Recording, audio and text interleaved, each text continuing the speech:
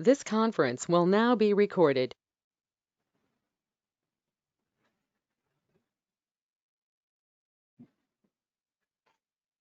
So we'll start. We'll review briefly about the previous topic we have discussed, and then we will continue.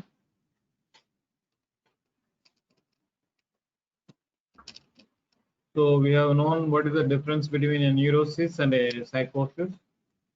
So neurosis is derived from Greek word. Neuron means nerve, osis means disease.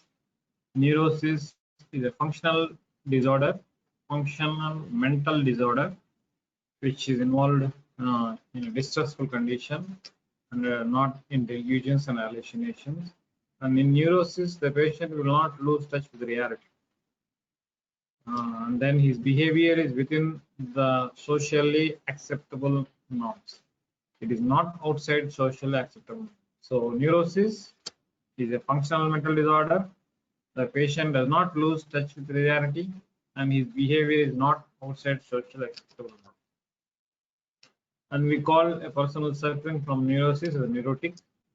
Psychosis, we know psychosis derived from Greek word psyche means mind, osis means disease. It is a mind disease. So it is an abnormal condition of the mind where there is loss of contact with reality. So between neurosis and psychosis is a more serious problem than the neurosis. So people suffering from psychosis are described as psychotic. And this is the difference between neurosis and psychosis. I told you in severity wise, psychosis is much more severe than neurosis. And in psychosis, the patient will lose touch with reality, whereas in neurosis, the patient will not lose touch with reality. In psychosis, the social functioning, normal social behavior is deteriorates, whereas it doesn't deteriorate. It means it is not outside the socially acceptable norms. So there is one more difference. And then in psychosis, empathy is absent. So what is empathy? Empathy is the capacity to share the sadness or happiness of another person. Empathy is very important. Empathy is the capacity to share the sadness or happiness of another person. So it is absent in psychosis, whereas it is present in neurosis. And insight. What is insight? Insight is the power of acute observation and detection. Power of acute observation and detection. It is absent in psychosis, whereas it is present in neurosis. So by looking at this, psychosis is a more serious problem. Empathy is lost, insight is lost, touch with reality is lost, and the social function is decreased. So all these account for psychotic symptoms. So next one is psychopath. We have discussed who is a psychopath. A psychopath is a person who has an abnormal lack of empathy. There is a lack of consciousness, and then amoral contact, masked by ability to appear perfectly normal outward. So the person is a psychopath is a person who is perfectly normal outside. His looks are normal, his behaviors are normal, but he lacks empathy, abnormal lack of empathy. There is a lack of conscience, and then there is amoral contact. A psychopath has very, very high IQ and then has a very EQ. IQ is intelligent quotient. He has a very high intelligence, whereas his emotional quotient is very, very low. He is never attached to anybody or anything. He feels no regret or no remorse after committing an illegal act.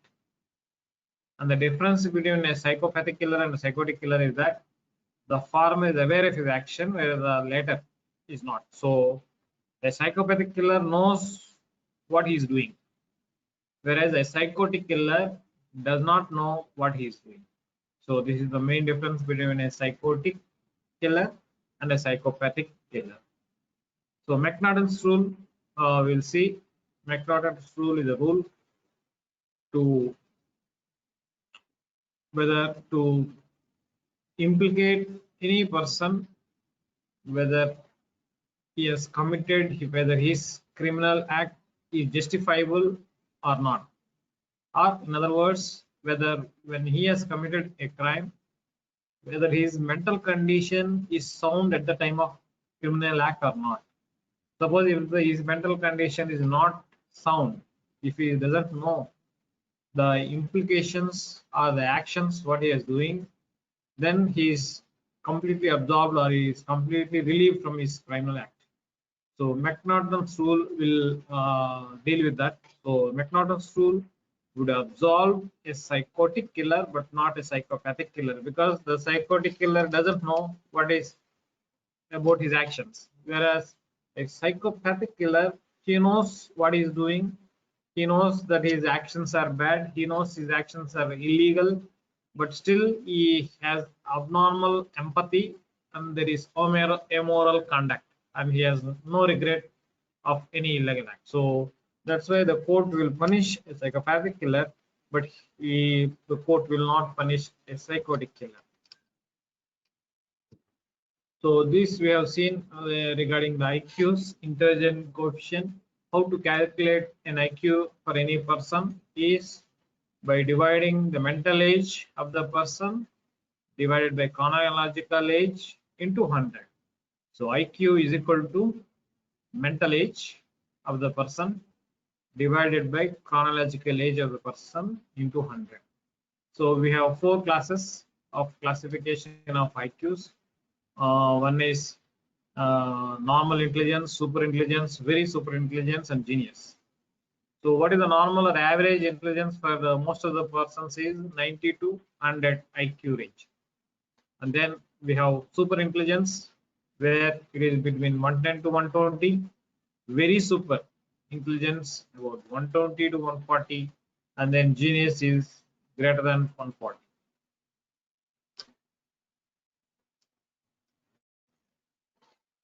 Feeble-minded or mentally retarded person, how to classify this? So mentally retarded person is where he is below the normal range of intelligence. If it is below 90 range, so normal intelligence is between 90 to 110. Suppose if the person is below 90 intelligence, then we classify into retardation and feeble-mindedness. So we have older classification, we have newer classification. The modern classification is divided into mental retardation into mild, moderate, severe, and profound. So whereas in the older classification we have imbecile, mono, and then borderline deficient.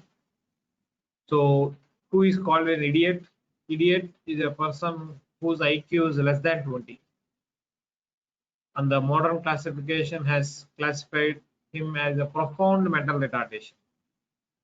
And his mental age is less than 3 years.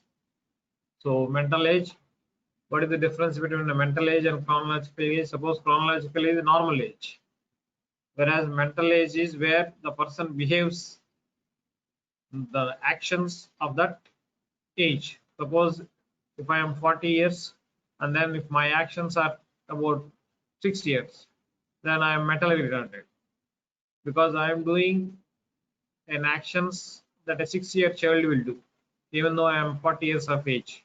So even though chronologically age is high, but mental age is very less. So mental age, so who is an idiot? Idiot is a person who the mental age is less than 3 years and his IQ is less than 20. Who is an imbecile? In modern classification, it is moderate mental retardation, severe mental retardation. It is about 20 to 49, and the mental age is about 4 to 7 years. In mild mental retardation, the IQ is 50 to 69, and then older classification, he was named as moron, and the mental age of this person is about 8 to 15.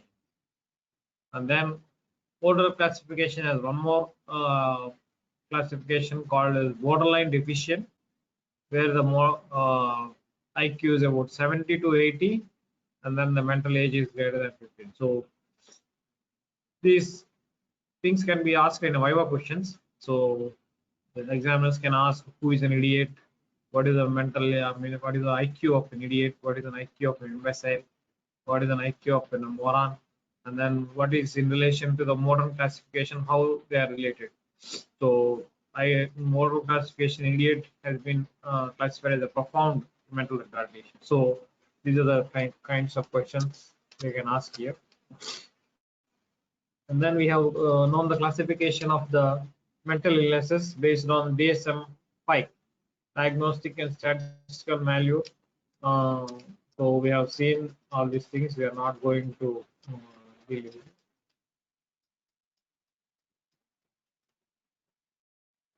Next one, what is the difference between true insanity and false insanity? So why it is very important, we will see in the next slide. Very important, how to know whether the person is mentally ill or he is acting that he is suffering from mental illness. How to know whether the person is truly insane, truly mentally unstable, truly some mental problem is there, or he is acting to gain something. So we can know whether he is true insanity or false insanity by this. Onset is gradual in case of true insanity, whereas in case of false insanity it is very sudden. Motive is absent in true insanity, whereas there is no history of crime in case of true insanity, whereas some motive is there in cases of false insanity, where the person has committed some crime and he wants to take the benefit of section 84 IPC, which we are nothing but McNaughton's law, where the person can be exempted from prosecution or punishment if suppose at the time of crime his mental condition is unstable. So the person knows this section and then he wants to take the benefit of this section, and then he acts according to that. So he has some motive. He has committed some crime and he has some motive, whereas in case of true insanity there is no motive. What are the predisposing factors usually present? History of insanity is present in case of true insanity. Sudden grief, loss of dear ones, or monetary loss, financial loss can be there in case of true insanity, whereas no such predisposing factors are present in false insanity. Signs and symptoms, uniform and present, whether the patient is being observed or not in true insanity. So irrespective of the patient observed or not, his symptoms will be the same. Whereas in case of false insanity, the signs and symptoms are present only when he knows that he is being observed. So he behaves in a mentally ill manner only when somebody is seeing him. And rest of the time, when he knows that nobody is watching him, he will be relaxed in a normal way. So symptoms are variable and haphazard, and they don't fit into any definable illness. They can be an exaggerated or excessively exaggerated or relieved.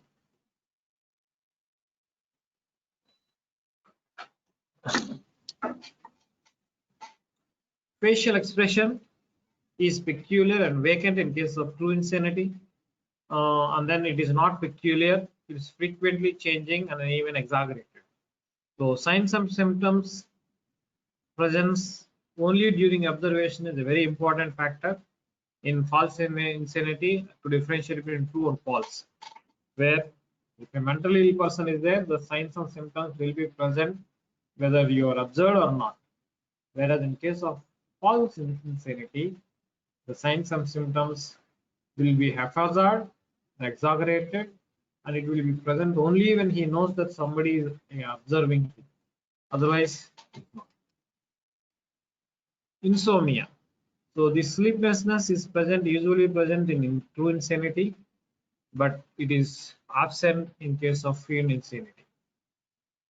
So a truly insane, a mentally person may not sleep for several days, but in feigned insanity, in false insanity, the person may not sleep for 1 or 2 days, but at the third day he will break down and then he will sleep. So there is one entity. And then exhaustion. In true insanity, the person can stand excessive fatigue and hunger. He can He can stand excessive exertion, fatigue, and then hunger. He can go without food for days and even without asking out. But here in fiend insanity, the person cannot stand exertion for more than a few days and he breaks. And then what are the habits? Habits are dirty and filthy in case of true insanity. Playing with mud, playing with the stools, playing with urine, all these things can be seen in true insanity. Whereas the habits in case of false insanity, it is not so. Skin and lips are dry in case of true insanity, and whereas in case of false insanity is normal, because most of the time because of dehydration there will be some kind of dryness because they don't know, they don't eat properly, they don't drink properly, whereas in fiend insanity they have normal dietary aspects. Reaction to frequent examination, this is also very important. Suppose if a mentally ill person is there and the doctor is coming to visit him and to see him frequently, a mentally ill person doesn't mind because he has nothing to conceal. But a person who is falsely having acting insanity, fiend insanity, then he resents repeated examination as he fears detection of malingering. Means he fears that he may be caught in a fiend insanity. So these are some of the differences, very, very important. How to differentiate between a true insanity and a false insanity. So onset, it is gradual in true insanity. Motive, it is absent in true insanity as present in false. Predisposing factors is present in true insanity where there is sudden loss of some person, loving person, or some financial loss, where it is absent in false insanity. Signs and symptoms are only present when he is observed in true insanity. It is absent there. Facial expression is peculiar. Insomnia is present. He can stand exertion. Habits are dirty, filthy, lips are dry, and the reaction to frequent examination doesn't mind. So these are some of the things how to differentiate between a true and a false insanity. What is the purpose of this fiend insanity? Why people fiend insanity? What is one of fiend? Fiend means acting, which is falsely implicated.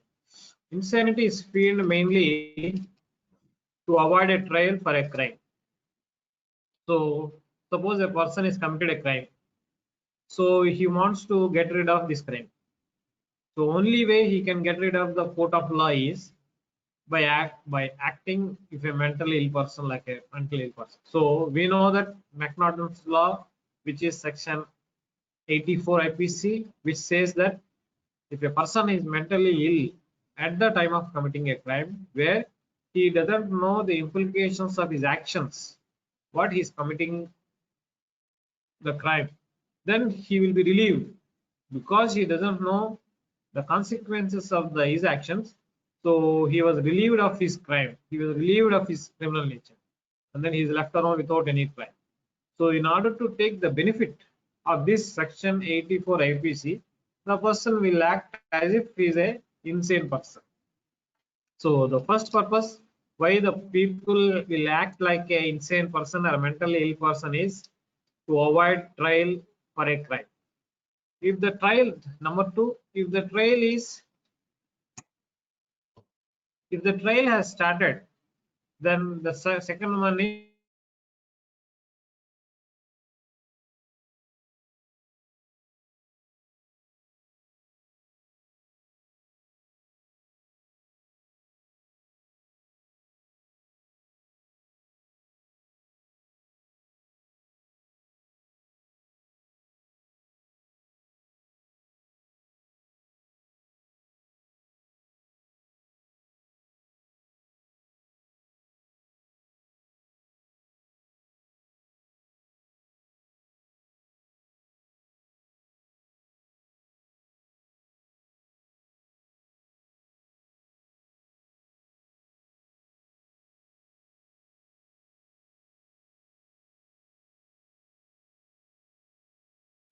they will act as if the person they are mentally ill persons, so that they can be disqualified from the services of military.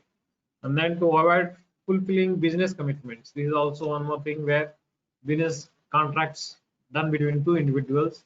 Suppose if the mentally ill person is there, then the other person can take over of everything. So in order to avoid the fulfilling of business commitments, also in order to avoid taking responsibility of the business natures, the person can act as if he is a mentally ill person. And rarely some investigative journalists and psychologists have feigned insanity to gain admission into the mental institutes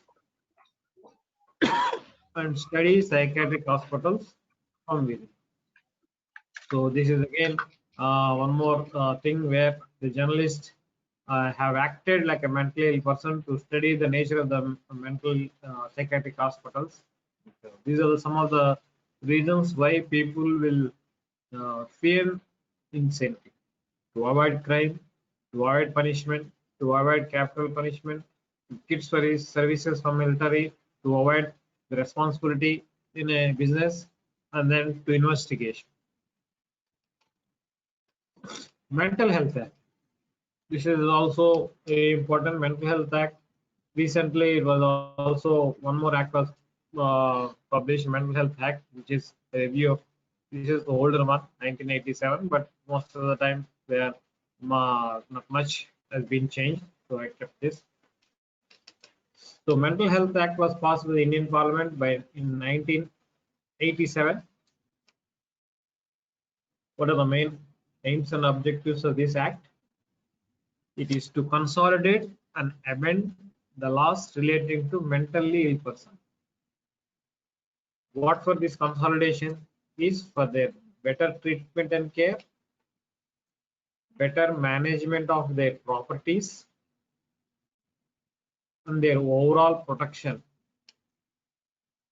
And it is a social welfare legislature. The Mental Health Act is a social welfare legislature. And this Mental Health Act has repealed the Indian Lunacy Act. So Indian Lunacy Act is nothing but the same which deals with this mental illness persons, and then it was repealed. Repealed means it was abolished. The older law has been cancelled, and then the new law has been implicated. That is nothing but the Mental Health Act 1987. And recently also the Mental Health Act has been reviewed in 2017. It was been reviewed. So these are some of the aims and objectives of Mental Health Act, where to consolidate and amend laws relating to mentally ill person for their better treatment and care, for their management of properties, and overall protection of the mentally ill person. So what this we will see, and then it changes certain objectionable and then stigmatic terms into more acceptable forms. So the previous Indian Lunacy Act of 1912 has some objectionable and stigmatic terms, and then in this Mental Health Act it has removed and put some other new words. So these are some of the old terms, and then how it has been changed to new terms in Mental Health Act is, in World Lunacy Act 1912, all hospitals are known as mental hospitals. Means hospitals which treat mentally ill person, they are called mental hospitals. But now we cannot use the word mental hospitals. We have to use it psychiatric hospitals. Previously, a person is known as a lunatic person. A mentally ill person is known as a lunatic person. Now we call it as a mentally ill person. We cannot call him any mentally ill person. We have called mentally ill person. The term is mentally ill person. And then if a person of mentally ill person is involved in some criminal activity, he is known as previously as criminally lunatic, whereas in the new term we call it as mentally ill prisoner. So a person, mentally ill person who is in investigation in the criminal court of law, we call it as, or even in the prison, we call it as mentally ill prisoner. So these are some of the new terminologies. So psychiatric hospitals instead of mental hospitals, mentally ill person instead of lunatic person, and then mentally ill prisoner instead of criminally lunatic person.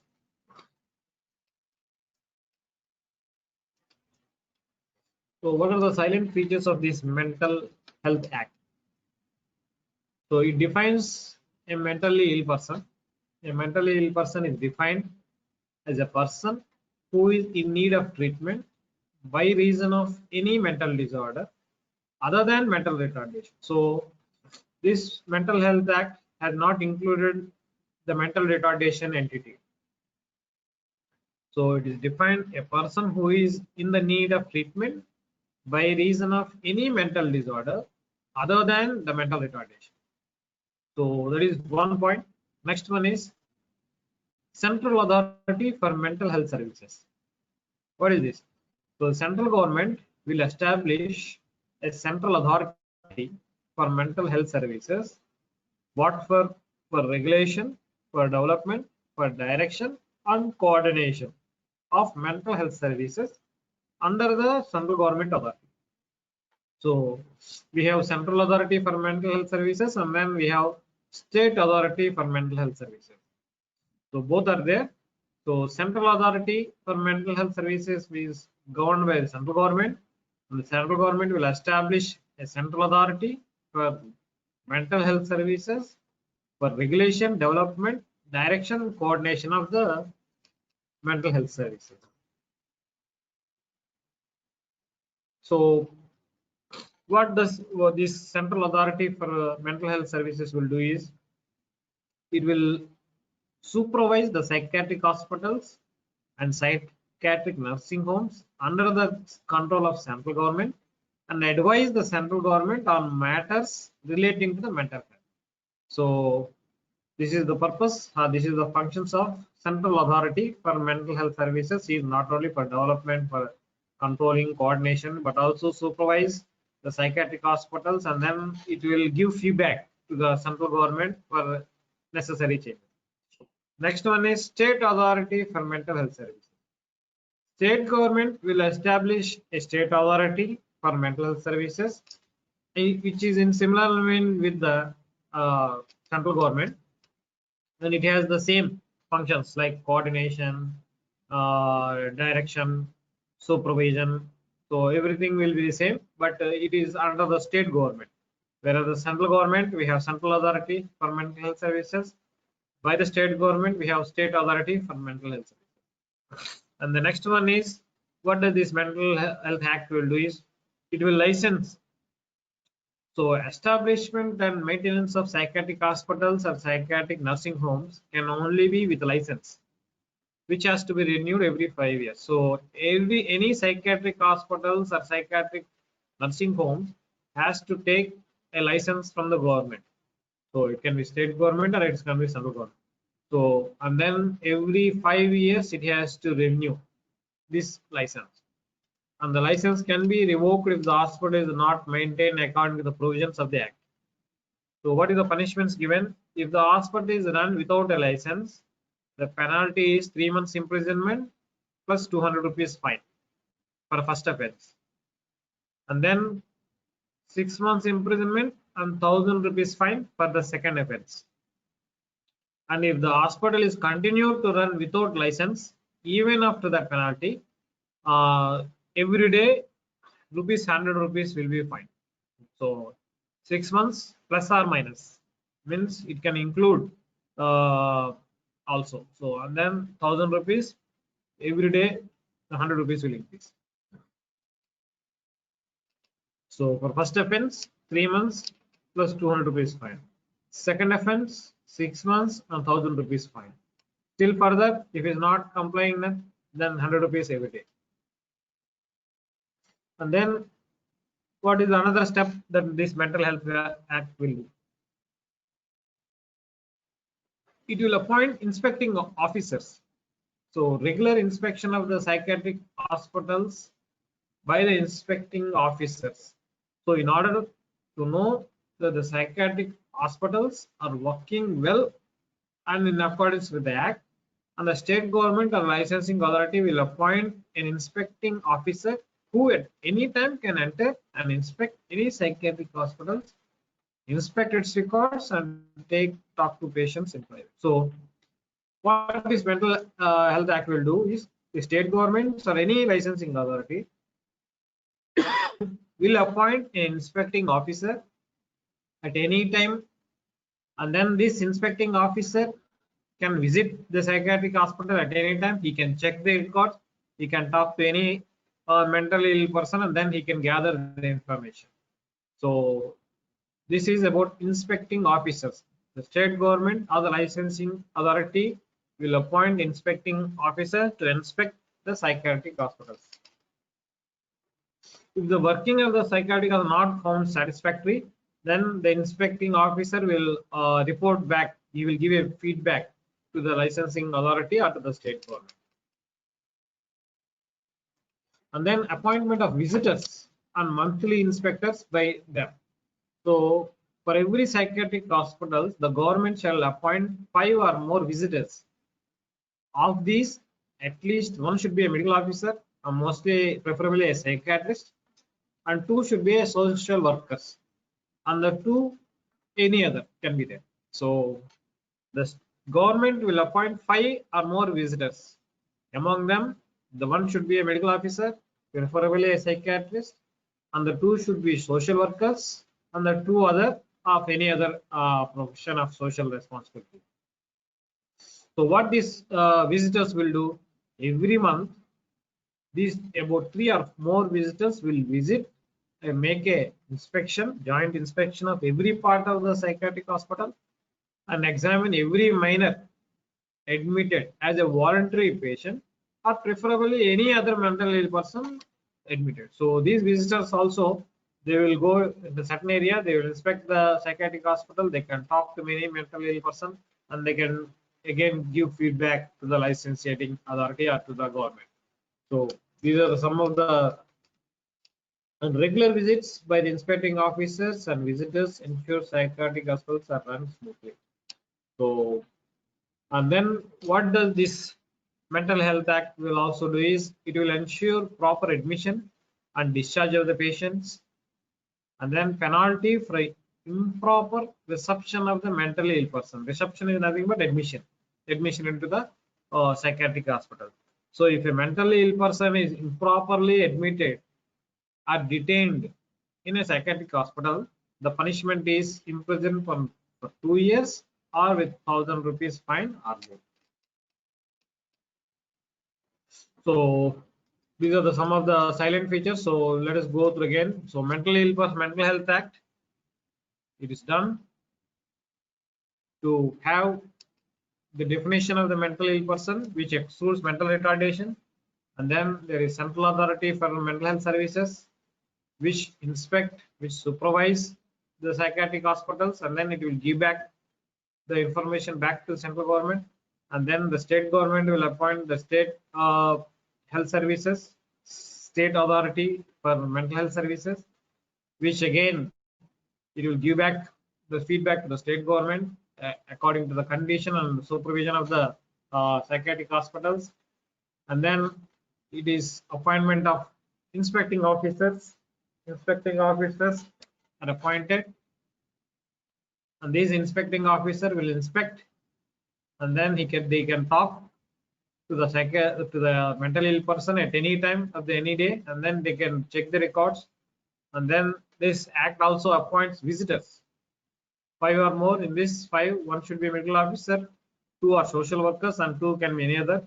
And every month about 3 or more will inspect the hospital. They can talk and they can see the area, and then they can give back the feedback to the government, and they ensure proper admission is there. And then the punishment for improperly admitted person to the psychiatric hospital owner will be 2 years imprisonment or with 1,000 rupees fine, or it can be both. So these are some of the features of mentally ill person. And then restraints of mentally ill person we will see in the next class. Restraints are very important. So we have how to restrain a mentally ill person, how to contain, how to keep the person in a locked position. If a mentally person who is causing trouble to himself or who is dangerous to the society surrounding him, so how can we keep him in a restrained position? How can we can contain him? in a proper way and in a legal way is what this restraint of mentally ill person is there. We have three different types. Immediate restraint, if suppose if he is in a dangerous position, he's violent and he is harming the patient or he himself is harming, then what are the steps we are going to take, and then how to admit such a person into the psychiatric hospitals, and then how to discharge a mentally ill person. What is the procedure that has been followed or that can be followed in a psychiatric hospital. So the restraints of mentally ill person we will see in the next class. So thank you for joining. If you have any doubts or questions regarding this, you can ask.